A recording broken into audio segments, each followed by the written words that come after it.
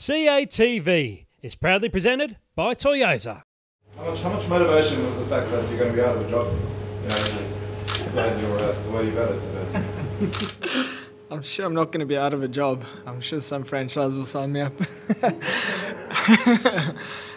Yeah, obviously it's disappointing news before a big test. But yeah, I must probably say there was added motivation as well to try and maybe not prove to people, but maybe just show them that they've maybe made an incorrect choice.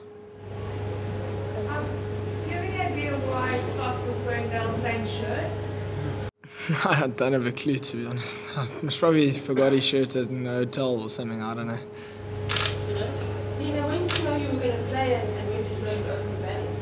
I actually found out the day I found out that I'm not getting another contract. But officially it was our first practice we had in PE. You knew you'd be playing? Yeah. At that stage, and then this morning did you find out? Obviously just where I'd be batting was obviously unknown, with Vairi being sick and that. So yeah, and it worked out that I opened the batting in this game. It's usually bad news, and then you soften him up with the good news. That's. So yeah. Just on a serious note, the fact that you're opening, is that a lot more settled and you know your game plan a lot better there? Yeah, I'm more at home opening the batting. I've done it for 90 odd first class games, and I don't think I've batted anywhere else, to be honest. Like I said, I feel at home there, and yeah, hopefully that's a little extra motivation in the right direction. The last time you played against Australia didn't go so well. How much of that was in the back of your mind? Well, a little bit ignorant to say that it wasn't at the back of my mind. But I'd like to say a lot of positives came out of what happened. It's nearly 2 years ago, but I'd like to say I've learnt a lot, developed into a bit more experienced batter, and I've said I've been through that before. I'd go through it again for my career.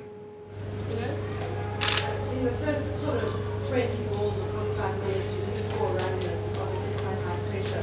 Just talk us through that, and then eventually, you know, when the runs came, what was the process of that? Yeah, they obviously bowled very well at that stage. I don't even think they'll give me sand in the desert at that stage, to be honest.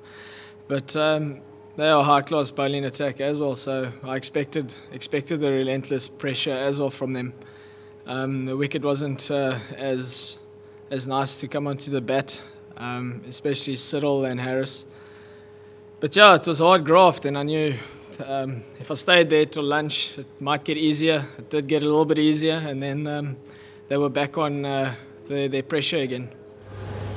Dean, I know you didn't bat on that pitch in the Centurion, but you know, this is a very different pitch and a very different performance by the South Africans. Is it all down to the pitch, or what's made the change? No, obviously the pitch in Centurion, there's a lot of question marks around it. But PE is always generally, it plays pretty much like this. PE is always generally slow, and that's what we expect when we get to PE. There's a different kind of brand of cricket you have to play when you come to PE. And the patience game is obviously one of the key points when you play at St George's.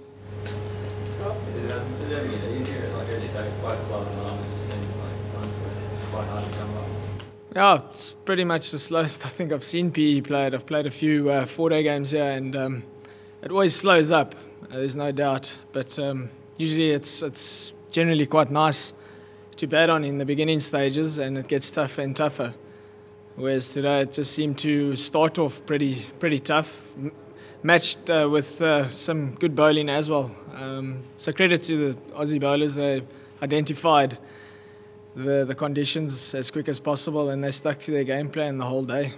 You didn't get in the pitch, your total, what the score wasn't necessarily accurate on the close to 300 in reality, given what the pitch is playing like. I don't know, I can't predict the future at the moment, so we'll have to see that tomorrow. You wore a couple on the shoulder there every day, a couple of white blurs there, and there's a good price on your wicket, and then you see what happened later in the afternoon. Was that a bit disappointing to see how it went last time? What point? Pointed and a couple of other shots that were played later today? Oh, it's tough. I mean, I didn't really focus on what the other guys' roles were. I knew my job was to bat as long as possible, get the team into a good position. I think first innings runs are golden at St George's. So, like I said, I didn't really focus on what happened with the other guys. More focused on what I had to do. I was the guy who potentially could have batted there for a day and a half because I was in and I assessed the conditions and I knew what was required. It's difficult for a new batter to come in, and as the ball gets older and the wicket wears, it's tougher. Maybe the last things, Jesse. Do you think it's a sign of how much confidence their bowlers have got at the moment, that even on a day where for most of it you had the better of them, they still didn't drop the bone of work, just resorting to bad balls, that sort of thing? No, sure, they've had a awesome summer, those bowlers, and their experience and their knowledge of the game has grown in a sense of that they can adapt. I'm sure a few of their bowlers would have liked a little bit of extra pace and bounce. But saying that, like I did say, they had to adapt, and world-class bowlers, world-class batters, they have to do that. So credit to them for using the lack of assistance they had, actually. Dean, when did Alvira pull out? When did you know you were opening? And was there some uncertainty this morning in the South African camp? Can you take us through that process before the game? Well, it was said last night that I potentially have a chance to open or bat 6. That's if Alvira was fit. And obviously this morning the news came that he's not going to be able to play. How much of a role do you think you'll have to play with the ball later on? Yeah, I'm sure there's definitely a role at St George's. Pie chuckers like myself. I know Smithy likes to use guys to get a breakthrough, and if it's me, I'm definitely going to put my hand up to do a job.